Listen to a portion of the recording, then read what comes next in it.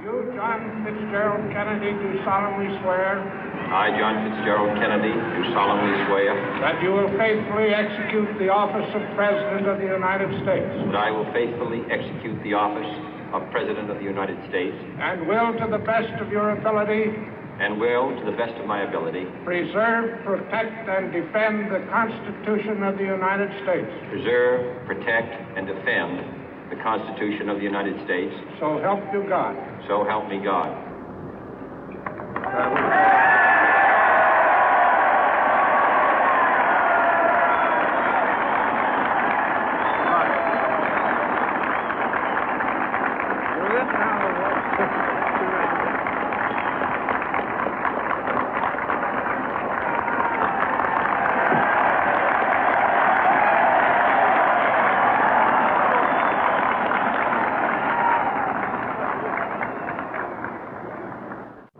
Vice President Johnson, Mr. Speaker, Mr. Chief Justice, President Eisenhower, Vice President Nixon, President Truman, Reverend clergy, fellow citizens.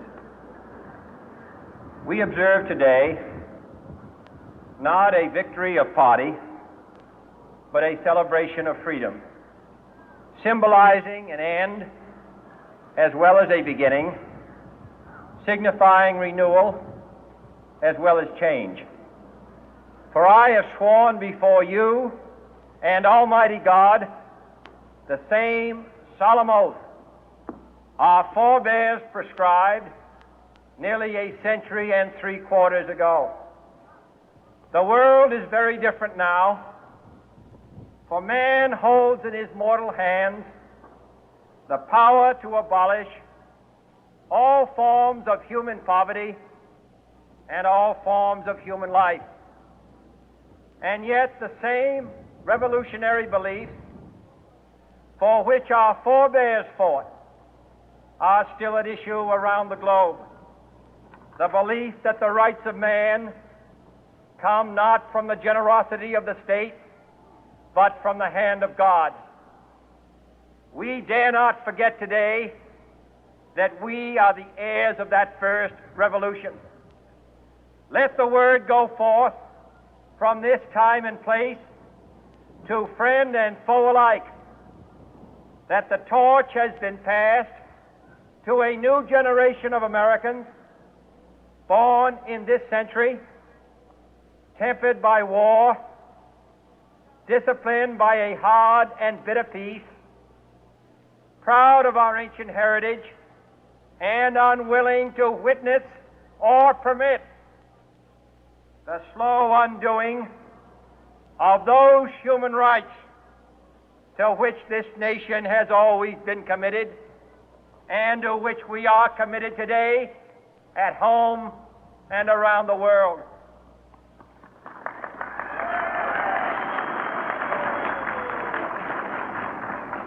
Let every nation know, whether it wishes us well or ill, that we shall pay any price, bear any burden, meet any hardship, support any friend, oppose any foe to assure the survival and the success of liberty.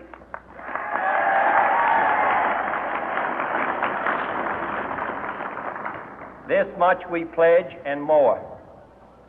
To those old allies whose cultural and spiritual origins we share, we pledge the loyalty of faithful friends. United, there is little we cannot do in a host of cooperative ventures.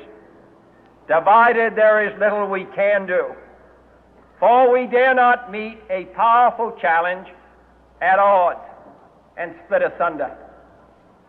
To those new states whom we welcome to the ranks of the free, we pledge our word that one form of colonial control shall not have passed away, merely to be replaced by a far more iron tyranny. We shall not always expect to find them supporting our view, but we shall always hope to find them strongly supporting their own freedom, and to remember that in the past, those who foolishly sought power by riding the back of the tiger ended up inside.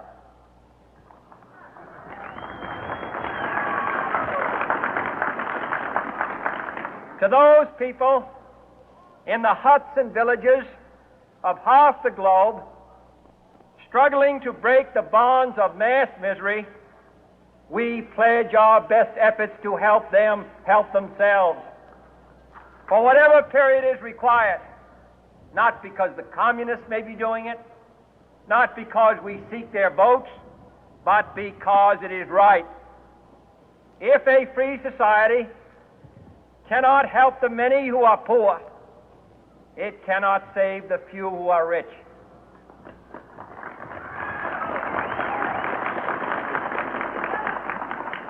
To our sister republics south of our border, we offer a special pledge to convert our good words into good deeds, in a new alliance for progress, to assist free men and free governments in casting off the chains of poverty.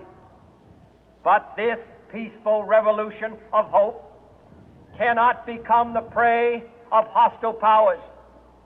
Let all our neighbors know that we shall join with them to oppose aggression or subversion anywhere in the Americas.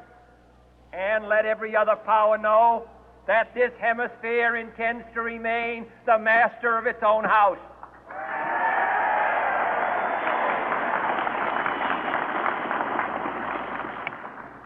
To that World Assembly of Sovereign States, the United Nations, our last best hope, in an age where the instruments of war have far outpaced the instruments of peace, we renew our pledge of support to prevent it from becoming merely a forum for invective, to strengthen its shield of the new and the weak, and to enlarge the area in which its writ may run.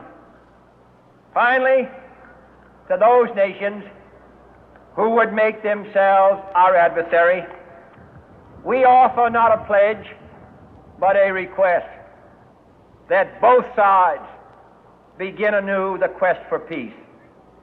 Before the dark powers of destruction, unleashed by science, engulf all humanity in planned or accidental self-destruction, we dare not tempt them with weakness, for only when our arms are sufficient beyond doubt can we be certain beyond doubt that they will never be employed.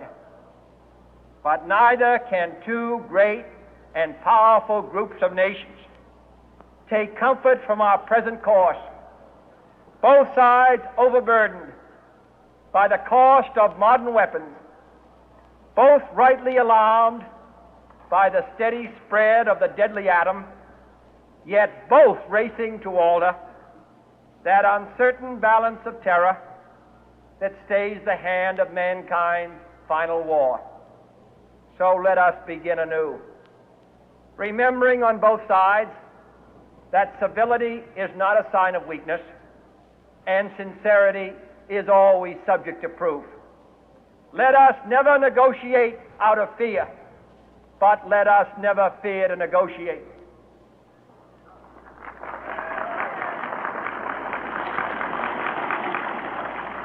Let both sides explore what problems unite us, instead of belaboring those problems which divide us. Let both sides, for the first time, formulate serious and precise proposals for the inspection and control of arms, and bring the absolute power to destroy other nations under the absolute control of all nations.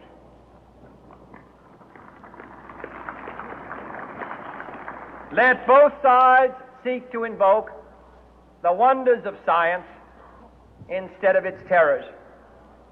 Together, let us explore the stars, conquer the deserts, eradicate disease, tap the ocean depth, and encourage the arts and commerce. Let both sides unite to heed in all corners of the earth the command of Isaiah to undo the heavy burden and let the oppressed go free. And if a beachhead of cooperation may push back the jungle of suspicion, let both sides join in creating a new endeavor, not a new balance of power, but a new world of law, where the strong are just and the weak secure and the peace preserved. All this will not be finished in the first 100 days, nor will it be finished in the first 1,000 days, nor in the life of this administration, nor even perhaps in our lifetime on this planet. But let us begin.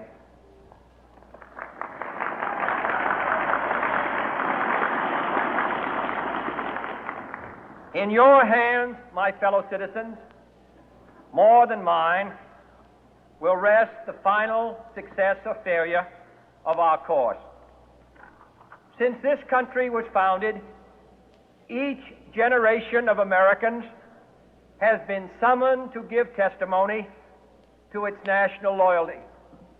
The graves of young Americans who answered the call to service surround the globe.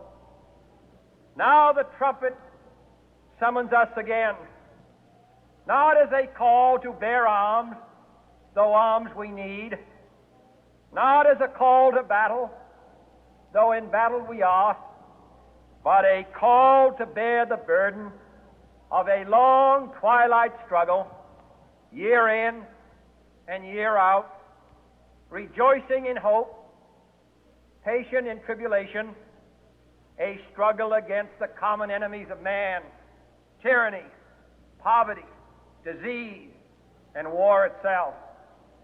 Can we forge against these enemies a grand and global alliance,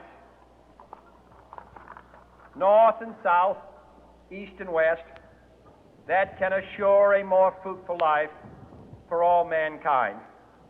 Will you join in that historic effort?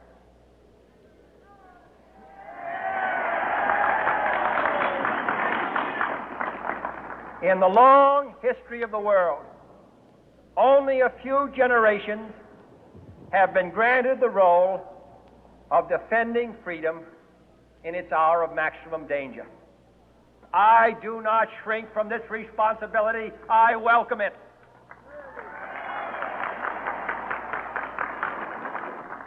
I do not believe that any of us would exchange places with any other people or any other generation.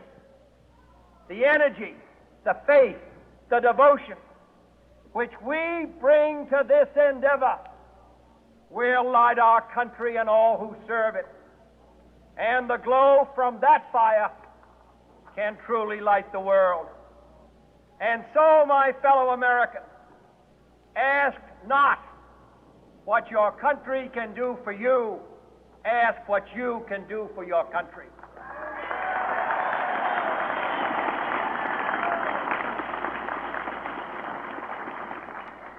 My fellow citizens of the world, ask not what America will do for you, but what together we can do for the freedom of man.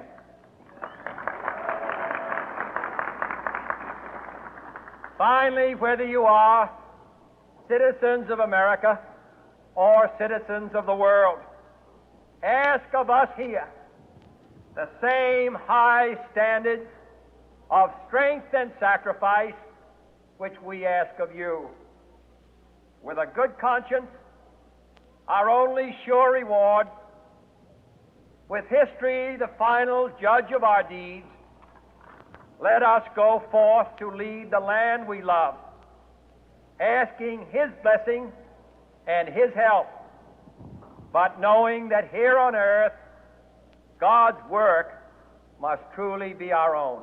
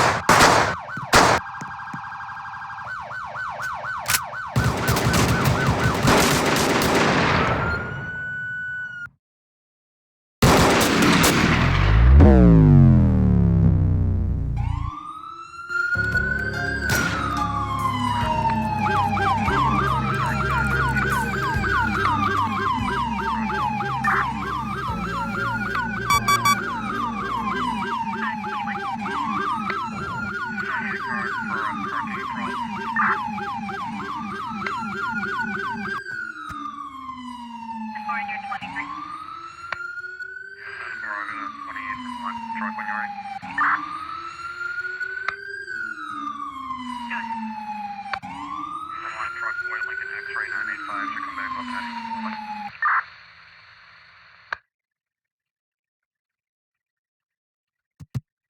Toyota 2000, Patrick Spalding. 10-4, the unit's put on powered in something like that. I might not be leaving the shower for electronic verify.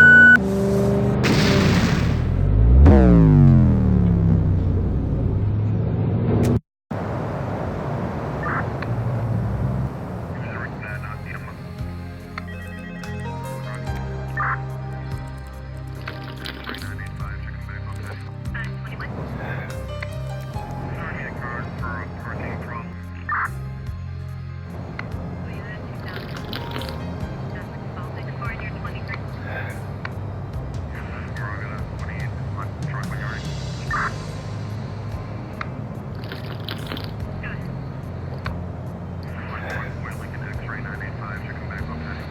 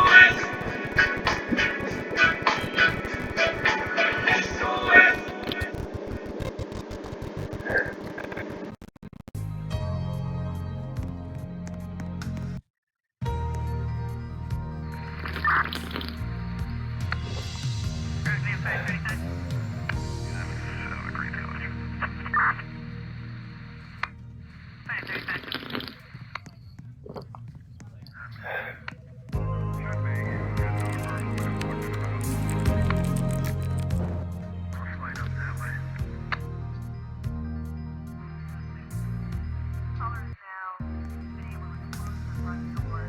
He's now pounding on the door, trying to